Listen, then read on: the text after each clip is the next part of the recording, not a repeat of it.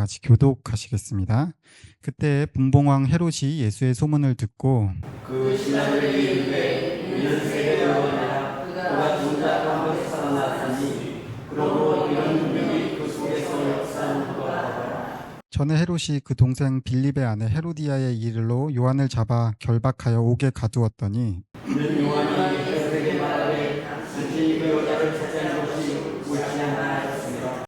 헤롯이 요한을 죽이려 하되 무리가 그를 선지자로 여김으로 그들을 두려워하더니 마침 헤롯의 생일이요 헤로디아의 딸이 전서 가운데서 진수로 헤롯을 기쁘게 하니 헤롯이 맹세로 그에게 무엇이든지 달라는 대로 주겠다고 약속하거늘 그가 여호와의 시심을 듣고 이르되 세례요한의 머리를 소만히 얹어 여기서 내게 주소서니 왕이 근심하나 자기가 맹세한 것과 그 함께 앉은 사람들 때문에 주라 명령하고 사람을 모여 옥에서 요한의 몸을 베어 그 머리를 소반에 얹어서 그 소녀에게 주니 그가 자기 어머니에게로 가져가니라.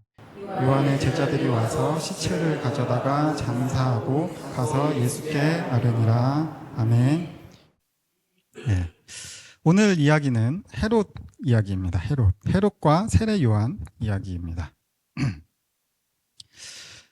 오늘 나오는 헤롯은 헤롯 안티파스라는 사람이고요. 우리가 이제 흔히 생각하는 예수님이 태어나셨을 때 있던 그 헤롯, 아기들을 무지하게 학살하던 그 헤롯은 헤롯 대왕이라고 불리는 사람이고, 이제 그 아들들도 다 그냥 성경에 헤롯이라고 나옵니다. 그래서 잘 구분이 안 되죠. 오늘 본문의 헤롯은 헤롯 안티파스라고 하는 사람이고, 헤롯의 아들 중에 한 사람입니다. 헤롯 대왕이 죽어요. 헤롯 대왕이 이제 유대 지역의 통치권을 로마로부터 나름 왕으로 인정을 받아서 전체 유대 지역을 다스리다가 죽습니다. 그리고 죽은 이후에 자기의 그 아들들에게 그 유대 지역을 분할해서 통치하게끔 나눠줍니다. 그래서 오늘 본문에 나오는 헤롯 안티파스는 유대 북쪽 지역, 그러니까 갈릴리 지역을 통치하는 그런 사람이었습니다. 자기 아버지로부터 갈릴리 지역의 통치권을 받아서 통치를 하던 사람이었고, 갈릴리 지역 아시죠, 여러분? 유대 북쪽, 예수님이 주로 사역하셨던 곳이기도 하죠. 그리고 그러던 와중에 이 헤롯이 예수님에 관한 소식을 듣게 됩니다. 여러분들 예수님에 관한 소식을 들으셨습니까? 들으셨으니까 이 자리에 있겠죠? 그렇죠? 예수님에 관한 소식을 들어요. 예수님에 관한 소식을 들을 때 사람들의 반응은 어떠할까요? 사람마다 반응이 다 다르죠. 여러분들은 굉장히 긍정적인 반응을 하시겠죠. 예수님, 그래, 예수님. 어떤 사람들은 막 몸서리를 치기 싫어합니다.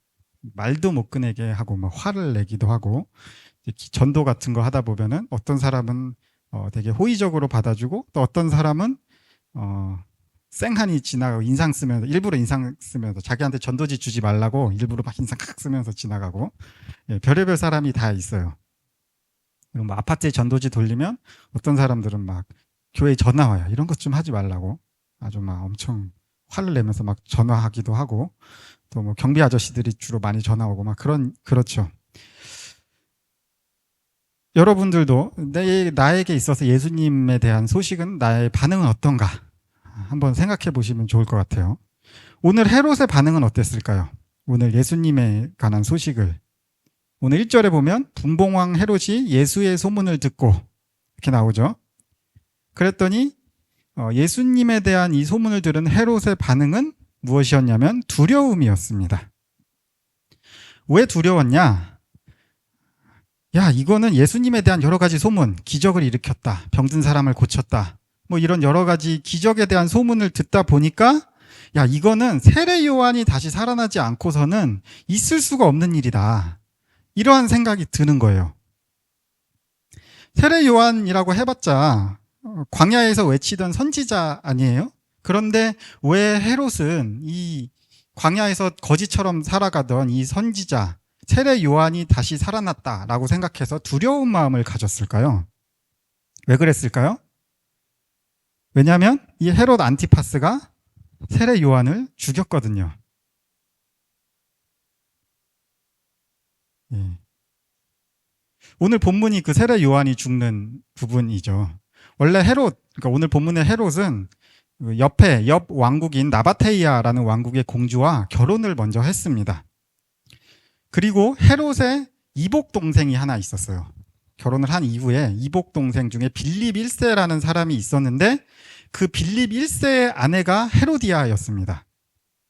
그러니까 자기 이복 동생의 아내가 헤로디아였는데 이 헤로디아가 기가 막힌 미인이었다고 합니다. 정말 눈이 돌아갈 정도로 지나가다가 쳐다보면 눈이 돌아갈 정도로 기가 막힌 미인이었다고 해요.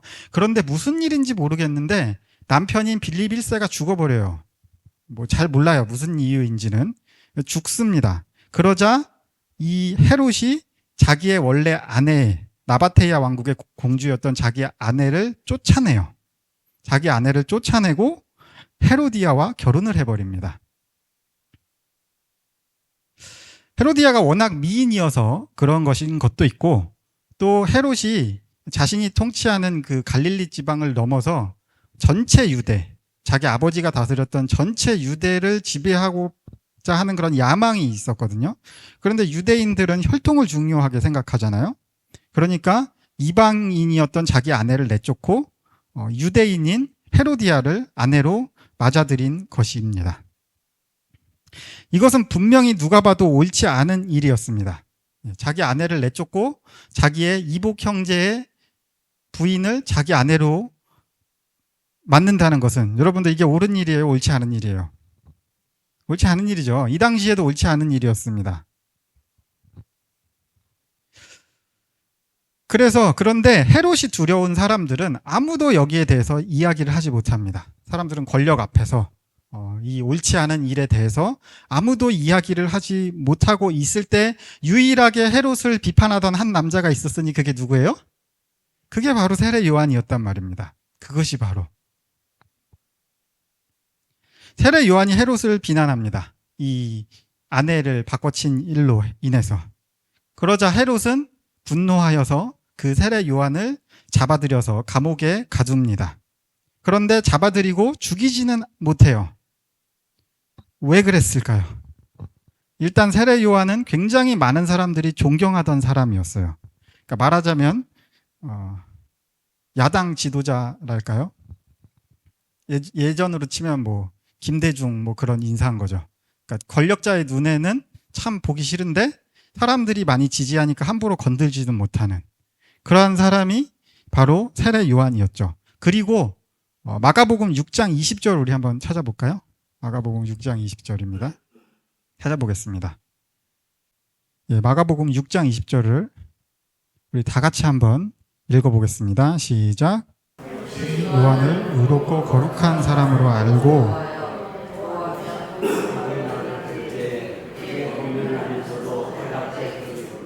예, 되게 놀라운 이야기가 나오죠. 헤롯이 요한을 의롭고 거룩한 사람으로 알았대요. 그래가지고 요한을 보호했대요. 굉장히 껄끄럽지만 또 의로운 사람이니까 보호했다고 합니다. 그리고 세례 요한이 자기에게 껄끄러운 이야기를 할 때마다 듣기는 싫어도 거기에 대해서 마음에 찔림이 있는 거죠. 번민을 하고 그래 내가 그러면 안 되지 막 이런 생각을 마음속에 늘 가지고 있었던 거예요. 그러니까 세례 요한을 당연히 죽이고 싶지 않았겠죠. 잡아는 들였지만 일단 입은 다물게 해야 되니까 감옥에 집어는 넣었어도 그래도 저 사람은 의로운 사람이야. 내가 저 사람을 죽이고 싶지는 않다. 이런 마음이 있었죠. 세례 요한은 권력자를 두려워하지 않는 사람이었습니다. 그 당시 전체 유대인들 중에 오로지 세례 요한만 그랬었고 그래서 헤롯을 비난할 수 있었습니다.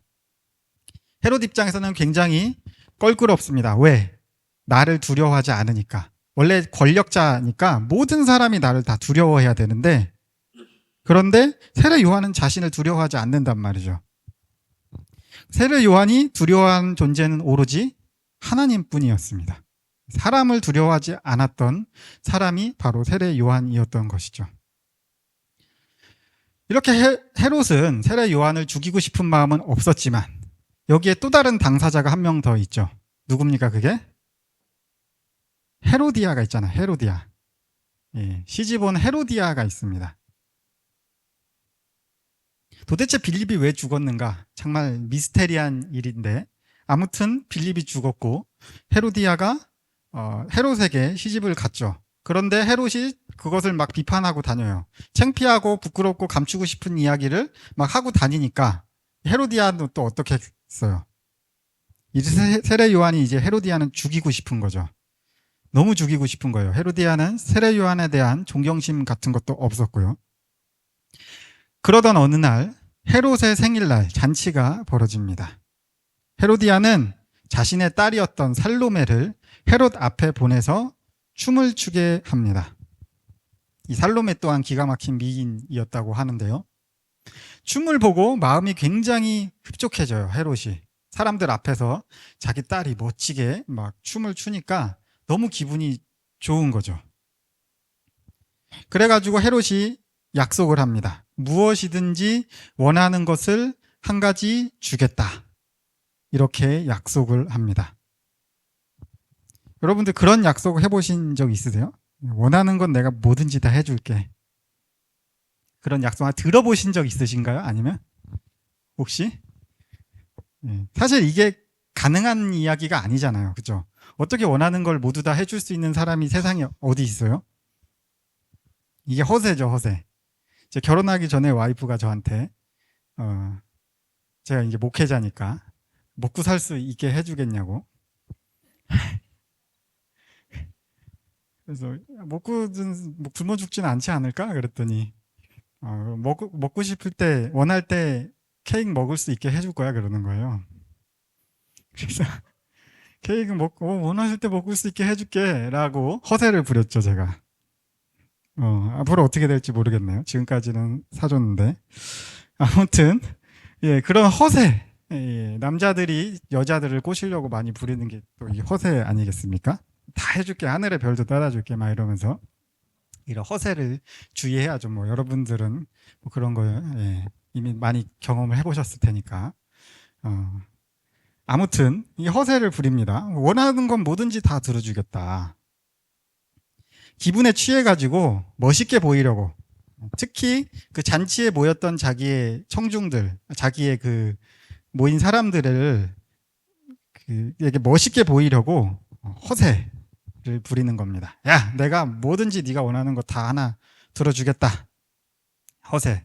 근데 허세를 부리는 사람을 보면 대개 보면 이제 딱 보이죠.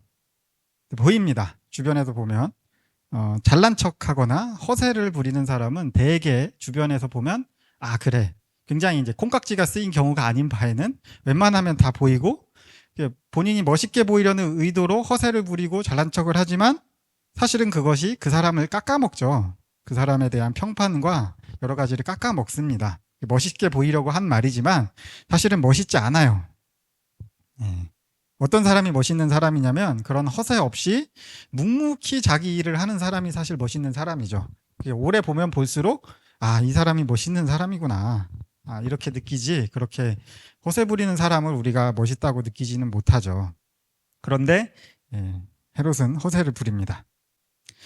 이 말을 들은, 뭐든지 들어주겠다는 말을 들은 살로메는 어머니에게로 갑니다. 헤로디아에게. 그러자 헤로디아가 무엇을 요구하라고 할까요? 세례 요한의 머리를 잘라서 쟁반에 담아서 달라고 해라. 이 말을 살로메가 헤롯에게 전달하고 이 말을 들은 헤롯은 9절에 보니까 근심합니다. 근심해요. 왜 근심했을까요? 죽이고 싶지 않으니까. 죽이고 싶지 않으니까 근심해요. 세례 요한이 대중들에게 인기가 많았기 때문에 대중들의 반발을 살 위험이 있죠. 일단 통치자는 여론이 중요하죠. 늘 대중들의 반발을 살까 봐 두려웠고, 또 자기가 존경하는 사람이기도 하고, 그러니까 죽이고는 싶지 않은데 자기가 또 한 말이 있죠. 사람들 앞에서, 이 청중들 앞에서 한 말이 있는 거예요. 내가 뭐든지 다 들어주겠다 그래놓고 안 들어주면 또 어떻게 돼요?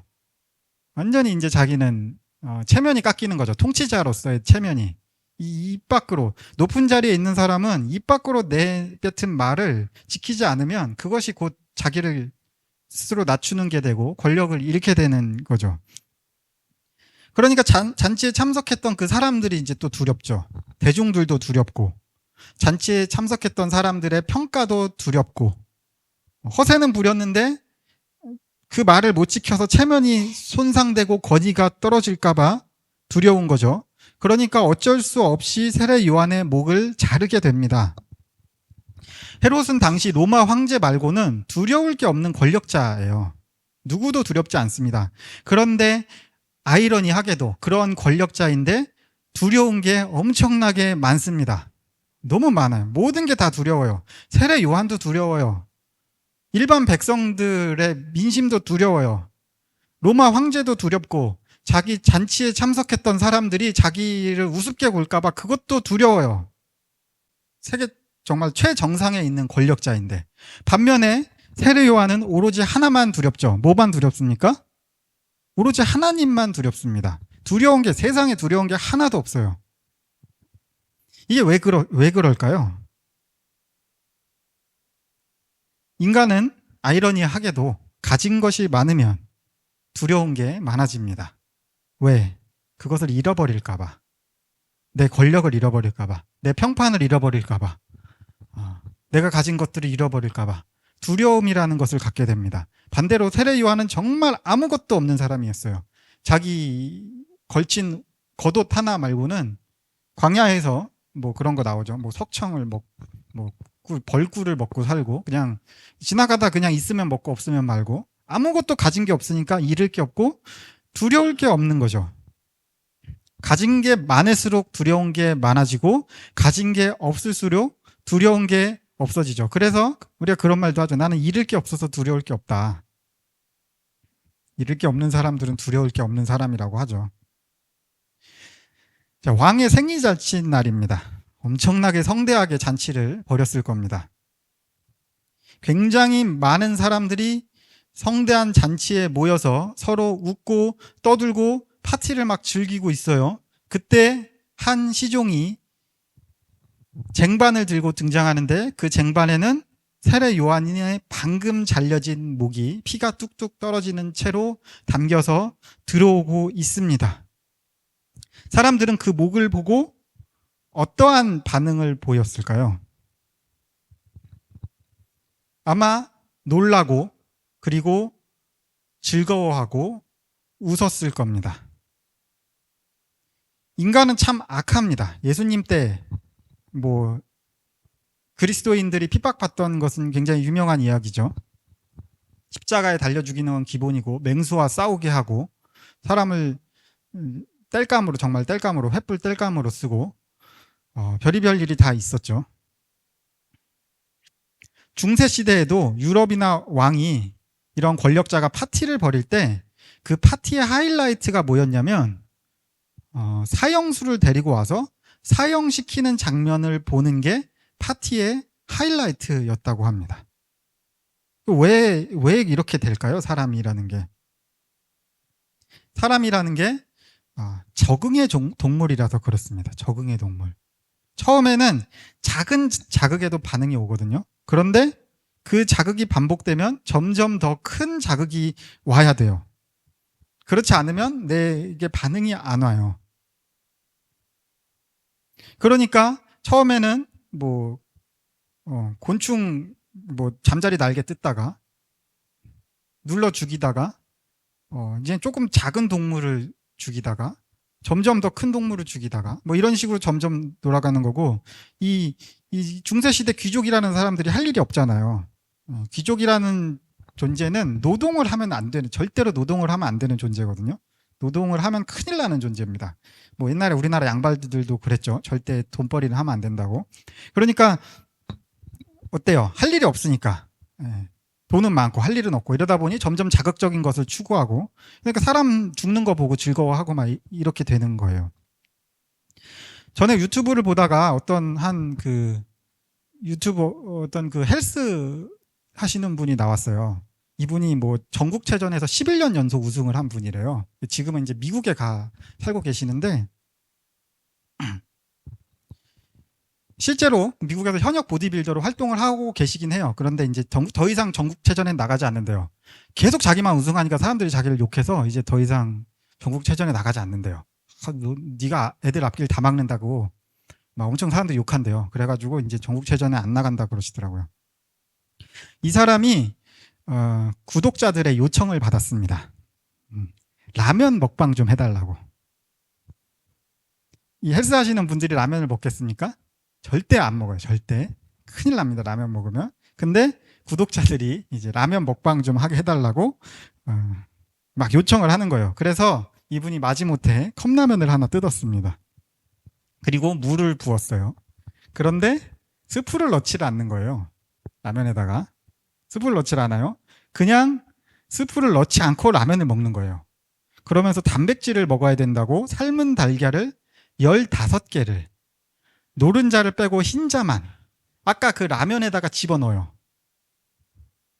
그리고선 그거를 막 먹어요. 그러니까 밑에 어땠겠어요? 채팅창이 난리가 났죠. 야, 토 나온다. 저걸 어떻게 먹냐. 먹는 내가 기절하겠다. 막 난리가 난 거죠. 촬영하는 PD가 맛이 있냐? 그게 맛있어요? 막 이렇게 물어보니까 그 바디빌더가 하시는 말씀이 자기는 15년 동안 하루도 빠지지 않고 식단을 해왔대요. 헬스인의 식단을. 그래서 이걸 먹는데 자기는 지금 너무 맛있대요. 이렇게 맛있어도 자기는 이렇게 먹어도 자기는 지금 15년 만에 처음으로 라면을 먹어보는데 스프 없이 달걀 흰자만 10개를 넣어서 먹는 이 라면이 자기는 너무 맛있다는 거예요. 그러면서 하시는 말씀이 이제 다이어트를 할 때는 치팅데이가 있으면 안 된다. 왜냐? 한번 자극적인 맛이 내 몸에 들어가면 뇌가 그것을 계속 찾는다는 거죠. 그러니까 아예 먹지를 말아라. 이게 정답이라는 게 그분의 말씀이었습니다. 네. 그러니까 이 인간은 이렇게 자극에 적응하고 점점 센 자극을 찾게 되는 그런 존재라는 것이죠. 그래서 우리는 세상의 자극에서 멀어져야 돼요. 자꾸 세상 맛을 보면 안 됩니다. 그래서 점점 더 강한 맛을 찾게 되거든요. 세상 맛을 보면. 왜냐? 세상이 자극적이거든요. 세상 기준으로 하나님 말씀대로 살면 인생이 재미가 없어 보이죠. 월화수목 금요일까지 일하고 아직 우리 교회는 신생이니까 그럴 일이 없지만 토요일에 막 와서 교회 청소하고 봉사하고 찬양 연습한다고 가고 주말에는 그리고 또 주일날 교회 가서 하루 종일 있고 수요일날 예배 간다 그러고 금요일날 예배 간다 그러고 또 새벽에 간다 그러고 일반 사람들이 보면 야, 너 무슨 재미로 사냐 라는 말을 합니다. 정신 나갔냐? 야, 그게 뭐 하는 짓이야. 주말에 놀러 가야지. 저기 웨이크보드라도 타러 가야지. 뭐 놀이공원도 가고 놀러 가야지. 지금 너 금요일까지 뼈 빠지게 일하고 주말에 또 교회를 가? 이런 얘기를 한단 말이죠. 무슨 재미로 사는 거야, 넌 도대체? 아까 라면 스프 빼고 라면을 먹는 그 보디빌더처럼 보는 사람들처럼 그걸 어떻게 먹냐? 그게 무슨 맛이냐? 야, 그렇게 살면 재미가 없어. 너 네 인생이 지금 그렇게 살면 안 돼. 막 그런단 말이죠. 근데 그 보디빌더는 어때요? 평소에 자극이라는 게 없으니까 그냥 그 스프 없는 라면도 맛있다는 거예요. 세상에 자극이 없어도 우리 그리스도인들은 예수님만으로 즐겁습니다. 예, 그게 우리 그리스도인이에요. 그런데 우리가 자꾸 세상의 맛을 한 번, 두 번 보게 되면 어떻게 돼요? 점점 그쪽으로 찾아갈 수밖에 없게 돼요. 신앙생활도 마찬가지예요. 자꾸 오래 하다 보면 자극을 추구하게 됩니다. 신앙생활이라는 게 사실 일상의 반복이잖아요. 수요일마다, 금요일마다, 주일마다 똑같은 예배 똑같이 드리고 늘 하던 봉사 늘 반복해서 드리고 그러다 보면 이제 신앙생활도 지루해집니다. 그러다 보면 또 새로운 자극을 찾게 돼요. 뭐 새로운 거 없나? 찾아다니고 그러다 보면 뭐 어디 큰 집회도 찾아다니고 선교 단체도 찾아가고 그런데 가면 막 엄청 뜨겁고 엄청 자극적이죠. 그런데 가면 또 야, 여기가 내가 있어야 될 곳인가 보다. 점점 더 그쪽으로 빠져가고 그런데 그렇게 큰 자극을 찾아다니는 게 신앙생활이 아니고 그게 아니고 늘 드리는 예배와 봉사와 그 성도의 교제 안에서 하나님의 말씀을 찾고 듣고 그 말씀을 내 일상생활에 꾸준히 적용시키고, 이게 신앙생활이라는 것입니다. 눈물 콧물 흘리는 게 중요한 게 아니에요. 내 일상과 내 생활이 변하는 게 중요한 것이죠. 헤롯은 생일잔치를 벌이다가 기분이 굉장히 좋았고요. 지킬 수 없는 약속을 했죠. 나라의 절반을 진짜 줬겠습니까? 만약에 달라 그러면? 그게 가능한 일이에요? 그 자기 딸, 어린 여자아이에게 나라의 절반을 준다는 게 거세죠. 멋있게 보이고 싶었던 거죠. 그리고 그렇게 말을 함부로 한 결과가 뭐예요? 절대 자기가 죽이고 싶지 않았던 세례 요한을 죽이게 됐고, 그리고 그 세례 요한의 죽음을 보면서 사람들은 또 무슨 생각을 했겠습니까? 저 세례 요한이 왜 죽었을까? 아, 헤로디아의 일 때문에 죽었구나 라고 생각했겠죠. 자기가 절대로 들춰내고 싶지 않았던 치부가 세례 요한이 죽음으로써 또 사람들에게 회자되죠. 치부가 오히려 더 드러내죠. 헤롯으로서는 최악의 일이 벌어지는 거죠. 허세와 허환과 체면 때문에 죽이고 싶지 않았던 사람도 죽이고, 자신의 치부도 드러내고, 권위도 오히려 땅에 떨어지고. 헤롯은 늘 가진 게 많아서 두려움에 떨던 사람이었습니다. 그 아내인 헤로디아는 그리고 이 계략에 능한 사람이었죠. 오늘 말씀을 보면. 그리고 헤롯과 헤로디아는 이후에 또 계략을 꾸미다가 결국 망하게 됩니다. 당시 로마의 황제였던 옥타비아누스가 죽고 나서 새로운 황제인 칼리굴라가 황제로 등극하고요. 헤롯의 동생인 이 아그리파는 이 칼리굴라가 황제에 오르기 전부터 친했어요. 원래 헤롯의 동생이었던 이 아그리파라는 사람은 칼리굴라가 황제에 오르기 전부터 친했는데, 이 칼리굴라가 황제가 되니까 이 아그리파가 잘 나가게 되죠. 자기 동생이. 그러니까 칼리굴라가 왕위에 등극하면서부터 그 사람이랑 친했던 자기 동생이 막 잘 나가는 거예요. 그러니까 헤롯은 자기의 권력이 또 빼앗길까 봐 두려워집니다. 그러자 이 계략을 꾸며서 그 칼리굴라와 아그리파를 이간질시키려고 하는데, 그것이 발각되어서 결국 헤롯은 쫓겨납니다. 왕위에서. 자신의 두려움 때문에 계략을 세웠다가 헤롯과 헤로디아는 왕위에서 쫓겨나 오히려 나락에 빠지게 되죠. 헤롯은 왕이었고요. 헤롯 통치하에 있던 모든 사람은 헤롯을 두려워해서 헤롯이 잘못된 행동을 했을 때 아무 말도 하지 못했습니다. 오로지 세례 요한만 바른 말을 하다가 죽었죠. 그런데 권력을 가졌던 그런 헤롯은 오히려 세상 모든 것이 다 두려웠고, 그 두려움을 자신의 허세로 가리고자 했습니다. 많이 가지면 행복할 것 같지만 많이 가질수록 더 두려워지고 그것 때문에 더 불행해집니다. 여러분들도 가진 것들이 있으실 겁니다.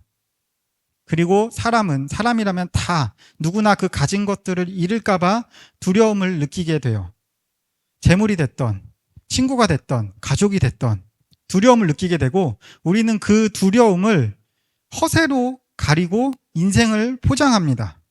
그래서 명품 제품들을 사고, 좋은 집을 사고, 좋은 차를 또 사고, 이러한 것들로 자신을 치장하고 가리면서 허세를 부리게 되는 것이죠.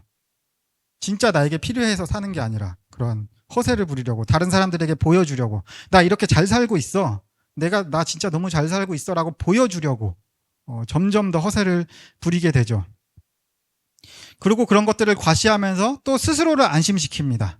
나 잘 살고 있는 거야. 내가 이렇게 좋은 것들을 많이 살 수 있는 사람이니까 나는 잘 살고 있는 거야. 그리고 그런 것들을 지키기 위해서, 또 더 많은 것들을 가지기 위해서 온갖 계략과 수단과 방법으로 헤로디아처럼 세상을 살아가게 됩니다. 그런데 헤롯과 헤로디아가 결국 어떻게 되었습니까? 자신의 두려움을 가리기 위한 허세가 자신의 치부를 더욱더 드러나게 했고, 가진 권력을 잃지 않기 위해 사용한 계략 때문에 결국 스스로를 파멸에 몰아넣고 맙니다.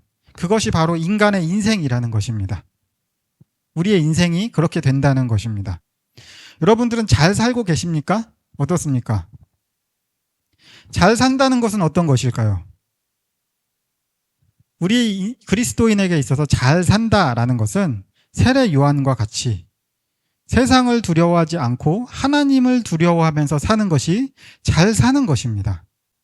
하나님을 두려워한다면 헤롯과 헤로디아처럼 살아갈 수는 없죠.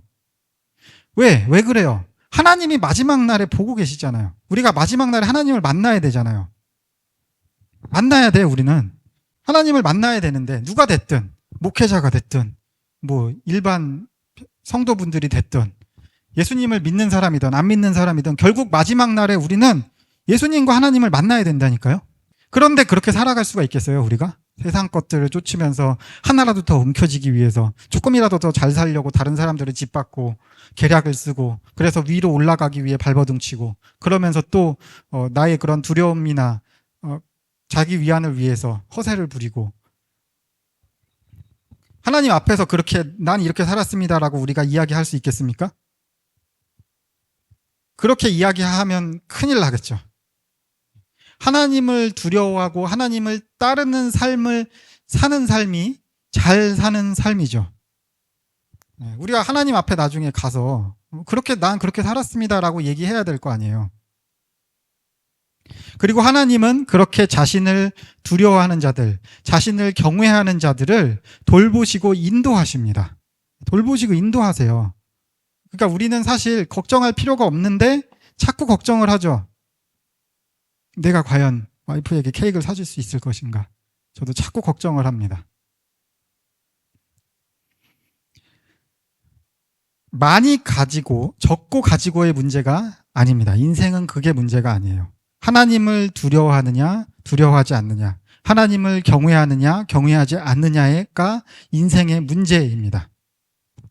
마지막으로 성경 한 구절 다 같이 읽고 오늘 말씀을 마치겠습니다. 시편 25편 12절부터 14절까지 말씀입니다.